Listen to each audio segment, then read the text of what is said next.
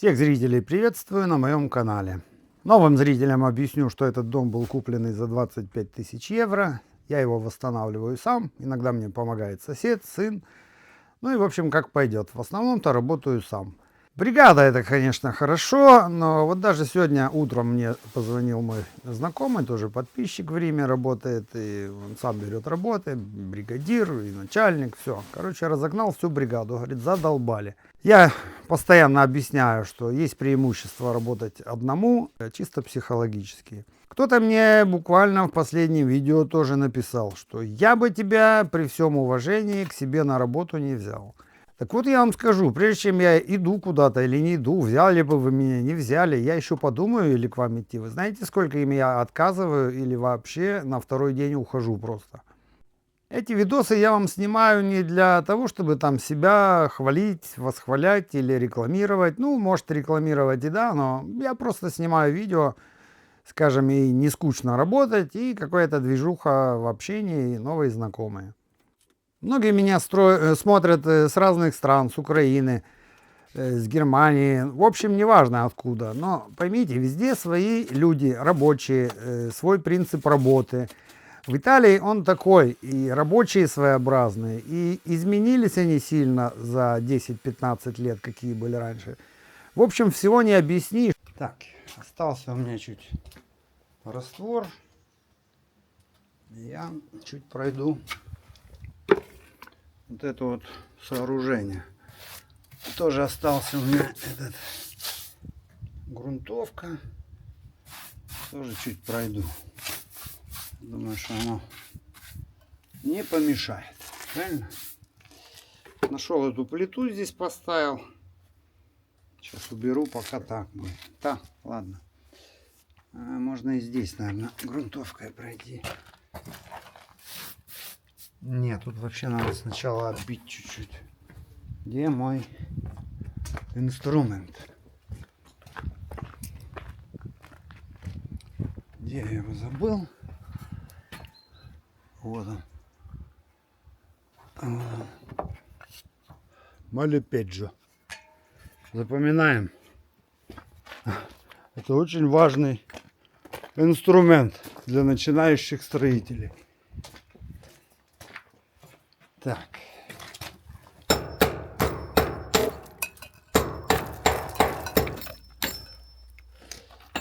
Так, здесь смочим это все, чтобы было. Чтобы вы не сказали, что я все на шару делаю. Кстати, очень важная вещь. И мало кто ее делает. Она фактически обновляет эту поверхность. Она потом ее делает более твердой. И она не сыпется так. Да, осталось. Пройду и тут. Че вам? Жалко, что ли?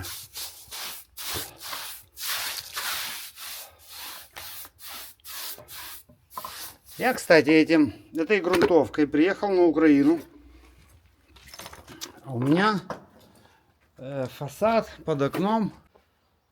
Я в старом фонде живу и когда-то рассказывал, всю улицу отремонтировали, мою нет. Я заштукатурил у себя, ну и красить не могу, бо еще второй этаж надо, кто-то должен ремонтировать. А у меня кирпичи уже были видны.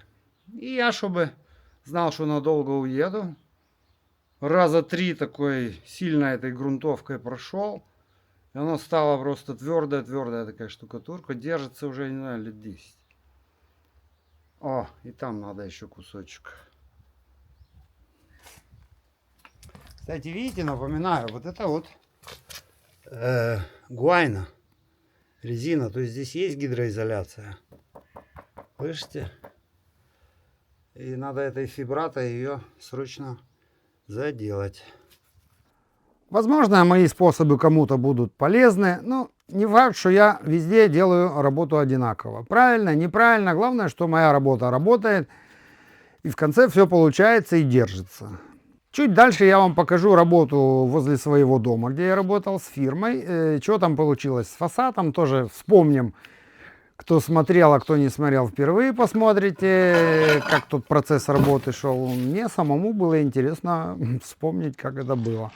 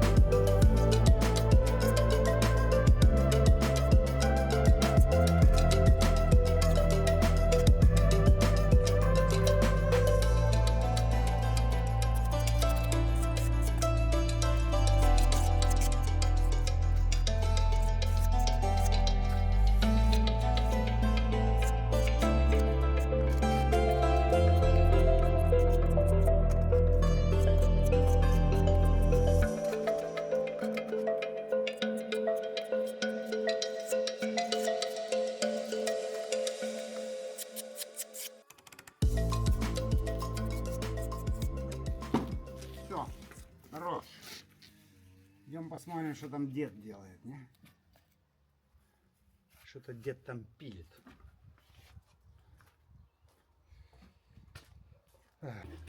Проблемка тут. Что труба текла. Надо это заделать тоже. Напомню, что у меня полгода мокрела стена, не мог понять из-за чего, а просто из-за трубки для проводов, которая выходила со стены и туда заливал дождь. Феноменально, но пришлось раздолбать, заделал первую, вторую руку, ну и сейчас почти финиш. В конце надо будет еще клеем сравнять с общей стеной.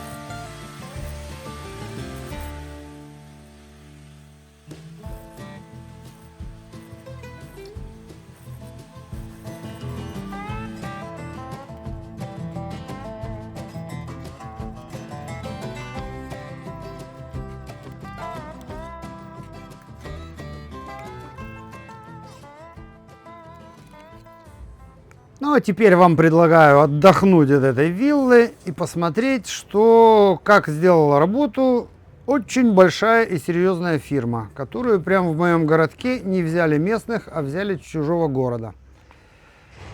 Всю эту работу делал я по верху, я только красил этот фасад, покажу сегодня, как это все происходило. Наверное, будет вам тоже интересно, да и хочется немного лета вспомнить. Дом этот делался где-то 1,5 года. Прошло здесь, наверное, человек 50. Здесь живет хозяин моей квартиры, у которого я арендую. Здесь ему тоже около года делала бригада, где прошло, наверное, человек 20. Квартира своеобразная, но до сих пор он еще туда даже не вселился. Работы, конечно, проделано было много, я бы сказал, слишком много. Надо все делать на корточках. Все это закрывать здесь. Все, блин, как-то через жопу. Все эти стены надо ремонтировать. Все это, блин, на корточках делать. Вот это все поднимать доверху. Что очень неудобно. Сделали дырку. Выход наверх. Ну а это кто не видел, у меня тут истории с этими дождями, ливнями. Они эту клеенку каждый день стелили. А тут ветры, дожди. Все это посрывало. Он мне вечерами звонил, говорит, иди попробуй что-то сделать. Я говорю, а что сделаю? Тут куча воды, это я даже не поднять не смогу. Она все равно вся вовнутрь пойдет. Она все позаливала. К другой бабе туда вниз затекло. Короче, тут интересно, весело было. Там были видео, кто смотрел, помнят. Ну, вот такое все здесь было. Он говорит, подними там, слей. Да, я говорю, сейчас. Ну и то, пару раз спасал его, там что-то прибивал ту по ночам клеенку. Вот работы хорошо, и тоже, то есть много, и что хорошо, напомню для меня, что здесь мало специалистов. Такое, я говорю, все помощники, все мануалы, как по-итальянски они называются. Но опять же, одному хорошо, когда спокойно не гонят. Да вроде не гонят, но все-таки затянулась эта работа. Из-за дождей, из-за их организации, как всегда. Ну и сами люди, ни у кого нету интереса там что-то двигать вперед. Вот он пришел, ему главное, чтобы дали какую-то работу, и он будет колупаться. Ему насрать на ту скорость и на все. Главное, чтобы что-то делать ему дали. А мне дают работы, которые еще надо башкой думать. Ну вот тоже, кто не видел, вот такое вот состояние было. Тут мусора сколько вывезли. Я вам говорю, я не знаю, наверное, 10-15 камионов только всякой срани были.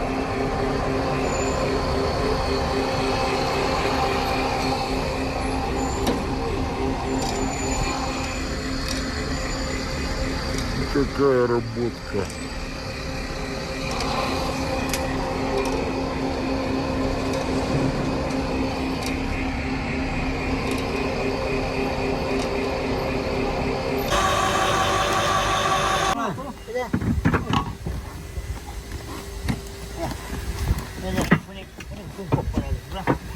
Ну, а это румыны вот делают эту работу, уже заканчивают. Ну, или что, по одному никто ничего не делает. Всякую мелочь, блядь, все вдвоем. Ну вот, так вот продвигается крыша моя. Помню, цена ее около 60 тысяч евро. Ну, еще скажу, что за 60, за 70 можно такую квартирку купить, метров 50 квадратных. Ну, в убитом состоянии, ну, можно, если поискать. Вот так вот судьба интересно поступает с нами. Вот это я работал фактически на своей улице, чуть ли не полгода. Сейчас я езжу каждый день 75 километров туда, 75 километров обратно. Ну и радует только то, что там можно теперь спать. И еще скажу, я просто скучаю, понимаете? У меня здесь никакой ответственности не было. Мне просто давали каждый день объем работы, и я просто делал. Мне привозили материал, все что угодно. Рай был. Эти мудаки, блин, ошиблись, вырезали эту, построили эту хрень, и она, видите, попадает прямо на эту трубу. Теперь надо что-то мудрить. На этой работе я фактически то ли доделывал за кем-то, то ли переделывал в основном. Напоминаю тем, кто меня говорит, я бы тебя не взял. Да усрались бы вы, блин, чтобы меня еще оценивать, взяли бы, не взяли. Здесь вообще без меня некоторые вещи неделями стояли, не могли сделать, потому что, ну, не эту ерунду, а посерьезнее внутри квартиры. Чтобы вам понять Италию, надо поработать с людьми, с бригадами несколько лет. Только тогда все оцените и поймете, кто хороший рабочий, а кто плохой. Канал у меня всего год, и я не смогу вам показать весь объем работ за 20 лет, которые я делал. Ну, я напомню, что в основном-то я в Риме работал. Это сейчас как-то все по окраинам Рима, по крышам. Ну, вот так вот судьба слаживается, и все. Еще интересно, на всех работах, независимо где, в какое время, мне давали вот именно какие-то тонкие работы, у которых не хватает людям терпения, аккуратности, ну, как бы самую ответственную. Именно поэтому я знаю себе цену по сравнению с другими. Сейчас, да, у меня все спросят, а почему не рулом? Да потому что там все забрызгает, это руло. И кисть все-таки более толстый слой дает.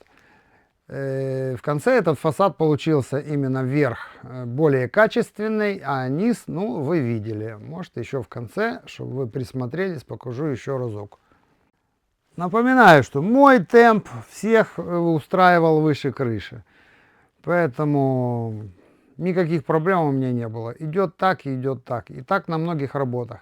Это вы оцениваете там то ли медленно, то ли не так. Но вы же должны понимать, что мне все равно, что вы думаете. Я должен угодить либо бригадиру, либо своему начальнику, либо просто клиенту, с которым в данный момент работаю. Ну и напоминаю, думайте всегда за свою задницу, как я здесь и говорил. Вы знаете, у меня за последнее время столько знакомых, родственников умерло. И уже вообще у меня потерялся интерес вообще к чему-то.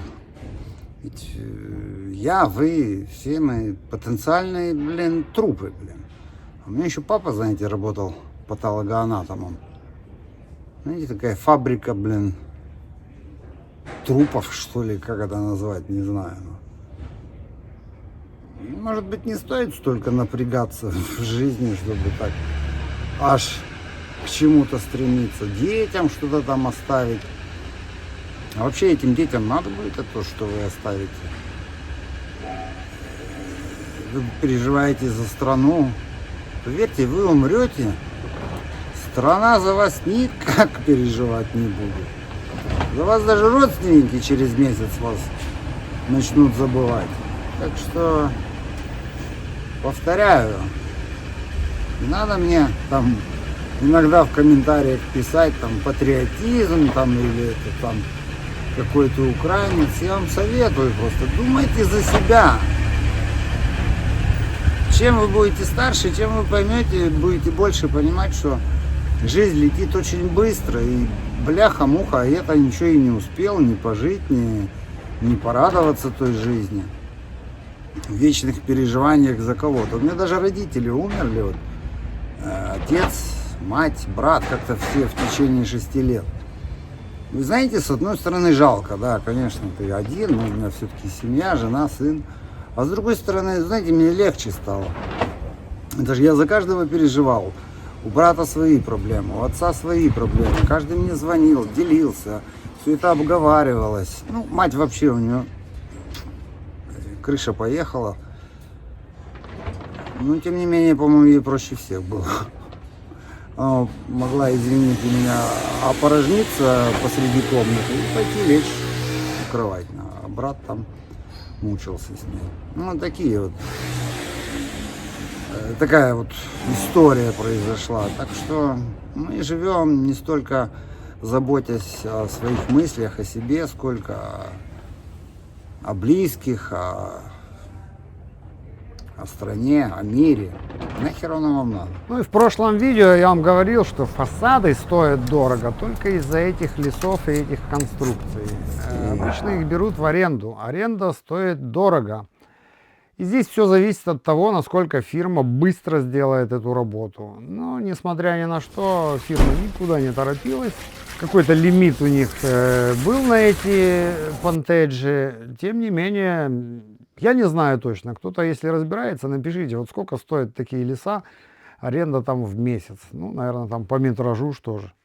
Кстати, все эти рамки вокруг окон я ремонтировал по собственной инициативе. Мне даже запрещали их делать. Ну, вот эту сторону я всю фактически сделал сам. А уже вторую так пожимало время, что просто мы втроем стали-то и за день сделали. А сам я тут колупался 3 дня. Надо было под эти балки подложить, ну, они кирпичи, называются фураты, у них пустотелые такие. А где-то 50% всяких бригадиров, начальников приходят и тебе, а что ты только это сделал, о, давай. Все, меня я это слышу, меня телепать начинает. Здесь в этом плане мне нормально. Ну и опять повторюсь, чем меньше вокруг вас специалистов, если вы специалист, тем лучше вам. Ну, на эту работу взяли бригаду румынов. Заметил я, любят молдаване, румыны крышами заниматься. Ну, качество работы, вот смотрите дальше. Ну и вот, пошел дождь. Он, конечно, не доделал до конца. Но, тем не менее, это уже не должно было бы быть.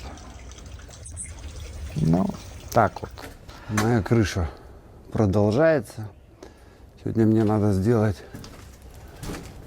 Сейчас покажу, что надо, видите, они уже поставили эту крышу.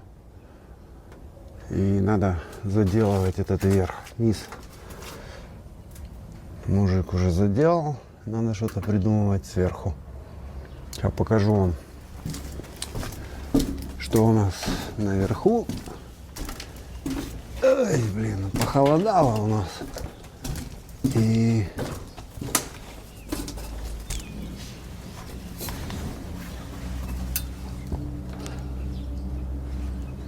такая у нас хрень здесь. Черепицу должны уже ложить. И скажу вам одну интересную вещь. Самое главное было не запачкать эти доски. Меня больше контролировали, приходили не за работу, а за вот эти вот брызги. Даже немного с перебором контроль был.